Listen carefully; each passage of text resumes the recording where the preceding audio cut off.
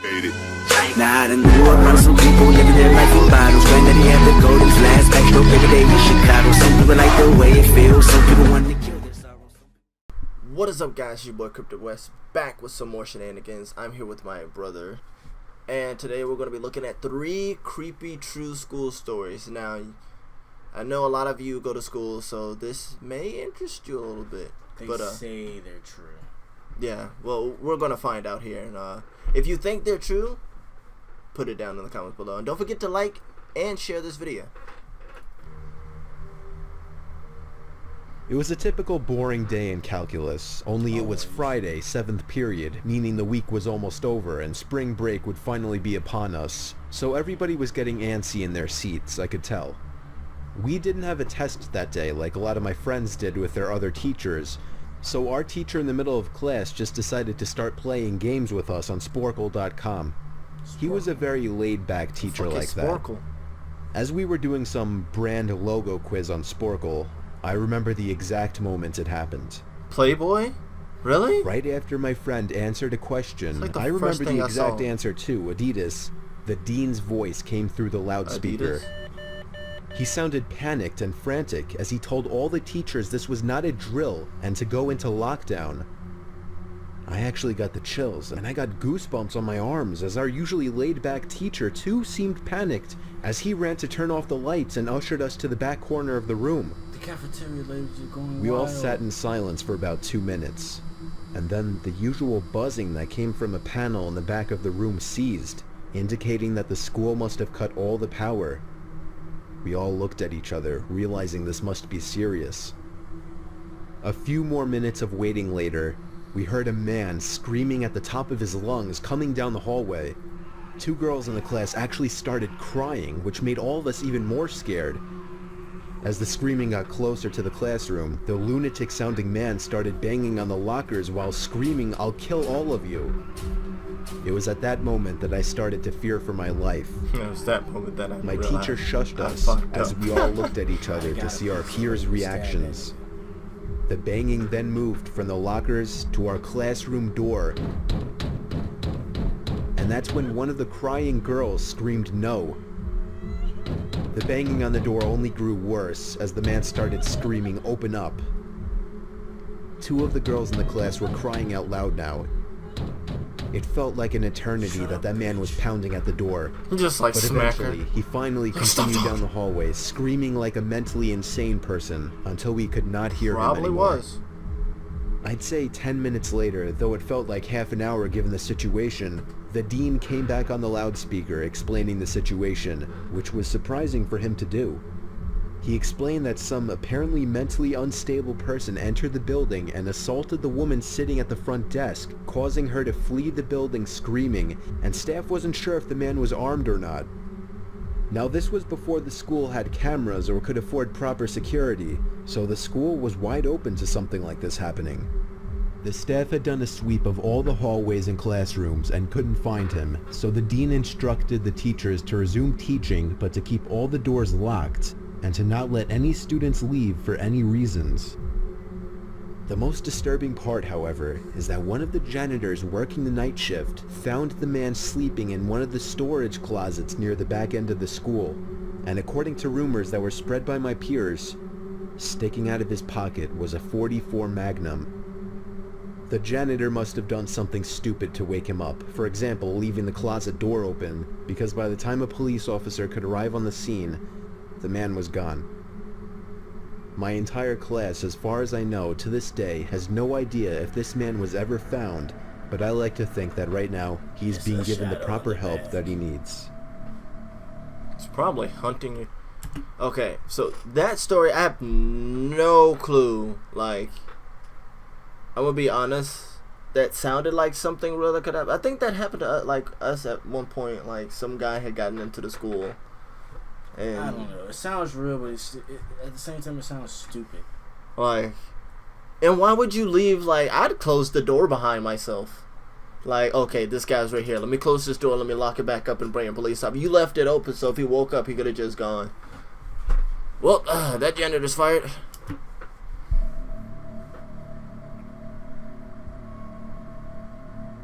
My school has 2 lunch periods. First lunch period is for all 6th graders and some 7th graders. The second lunch period is for the other half of the 7th graders and all 8th graders. 8th graders, we roll. The lockdown happened in the beginning of October. The day the lockdown occurred, it was overcast and rainy. During the first lunch period, I heard 4 loud booms. I personally thought it was thunder, but the entire lunch crowd started screaming. I was thinking those kids were just serious pussies, but the campus security came in and started yelling at people to go into the multi-purpose room. And the kids who were in line buying lunch had to throw out their lunch and come inside. Me and some friends went inside the room along with a huge group of other kids. Everyone was curious as to what was happening. Our multi-purpose room is huge, and the back wall of the room is made of see-through glass. When me and my friends were rushed inside the campus, security was covering the glass with the curtains, and there were adults at every exit. My friend Eric was curious, as well as the rest of us, so he asked one of the adults what was going on. When he came back, he said, "You know how right in front of TMS there's those houses?" I replied, "Yeah." "There's this mentally disabled, crazy man that barricaded himself Why is it in always front of a his man? house, and he's threatening to commit suicide and kill the cops if he's evicted. He was walking around outside of school watching kids in a weird way," Eric told us. It turned out the man was also a registered sex offender, making matters worse. We were stuck in the multi-purpose room for a whole hour, taking up 2 periods. After the whole thing was settled, we were escorted to our classrooms one by one. I later found out that the man lives next to my friend Brandy, who told me about the previous Halloween when she saw the same man at his window cutting his arm and writing in his own blood, "Don't come here or I'll kill you," on his window.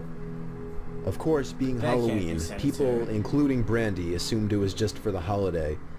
But after this horrific incident, we knew this man was mental. What? And we're glad he never got near us. Hold up. Did she just say she was assuming it was just for the holiday? I'm gonna pretend like I didn't hear that. Okay. I'm 22 years old, fresh out of college, and I recently got a job at my old high school as a sort of computer intern in the school basement. The basement of the school is very messy and disorganized, but there is a small 3-person office that's actually very nice down there. It has 3 nice big desks, 2 mini fridges, a flat screen TV mounted on the wall, and oh so satisfying air conditioning, a luxury the students and teachers cannot enjoy in the school. And of course all the school servers it and meant for? other computery stuff. I got the job because 3 of my old computer teachers flat out adored me. I could actually consider them as real friends, not just teacher figures, so they all helped tremendously in landing me this job.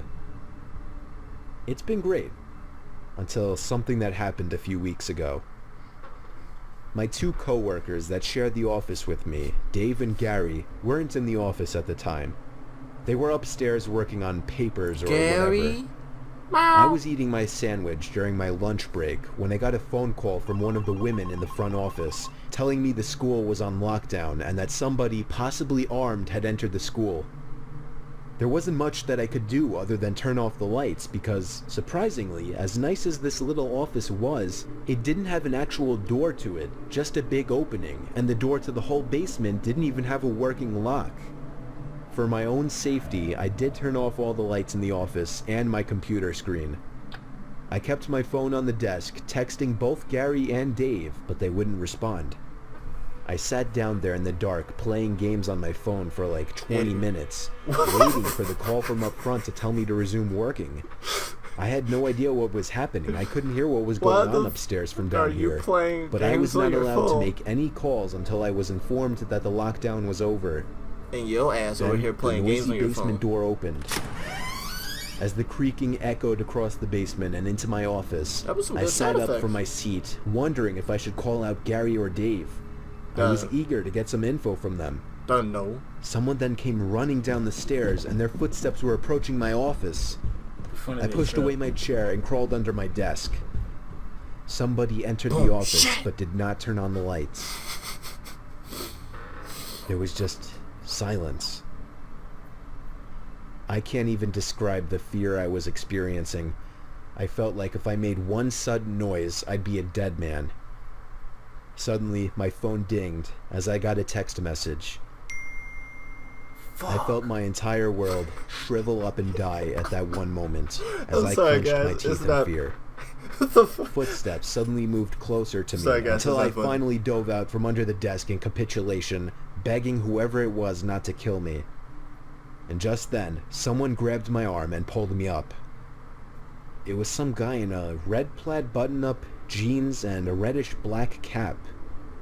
He told me, "It's okay, I'm just down here hiding with you." "What's going on up there?" I whispered to him. He kind of ignored my question and asked me if there's an exit down here. I told him, "Yeah, around that way." Before he could do anything else, I asked him, "Who are you?" There was a brief moment of silence before he started explaining he was coming in to pick up his son when a teacher told him to hide. After his explanation, I checked my phone and saw the text I received was from Dave. It said, "Dude, this is fucking crazy. Some guy with a gun shot Mr. Buckley. He's wearing a red shirt and a hat. Whatever you do, don't come upstairs." I was about to reread that text out loud to the man until I realized. I looked up and felt my stomach sink. The man seemed to catch on to my suspicious stare. Panicking, all I could think to do was to run for the upstairs. Nigga, why you running? A gunshot echoed through the basement, and I could hear the bullet ricochet off something metal in the darkness. But thank God the bullet missed me, and I made it upstairs. Fortunately, police were waiting at all exits, including the basement exit, and caught the man the second he opened the door.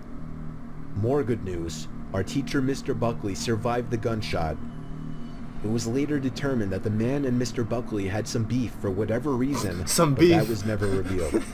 All we know is that Mr. Buckley couldn't have done anything that would have warranted this kind of reaction. And I know that the sound of that gunshot will forever echo in my mind. You stole my watch. Alright guys, so that was pretty kind of intense. That last story was like the best one out of all of them. Like, but I'm still mad that dude was downstairs playing games on his phone. Like, who does that? And why would you pull out your phone and read a text message while the guy's like sitting next to you? Like, you don't know if you didn't know who he was, so you could have just been like, "Oh, you're here to pick up your kids. Well, the exit's that way," and you waited till they leave, and then be like, "It's like, hey, stand right there. Let me compare this picture to you." Oh shit. So hey, how's it going? But no, like, this video was brought by, well, I found this video is by Mr.Nightmare. I'll leave a link in the description below to his channel and to the video itself so you can show your friends. And guys, like, comment below, like, what you think of these stories. Were they scary? Are you creeped out now? Are you gonna go to school and tell your teacher? No. You're not gonna tell your teacher? Oh, okay. Well, comment down below how you felt about the stories. And remember, guys, this is exactly why people in school should have weapons. Except for some crazy. But remember, guys, I love y'all faces. Hope you love mine too, and I will see you guys in the next video. Peace.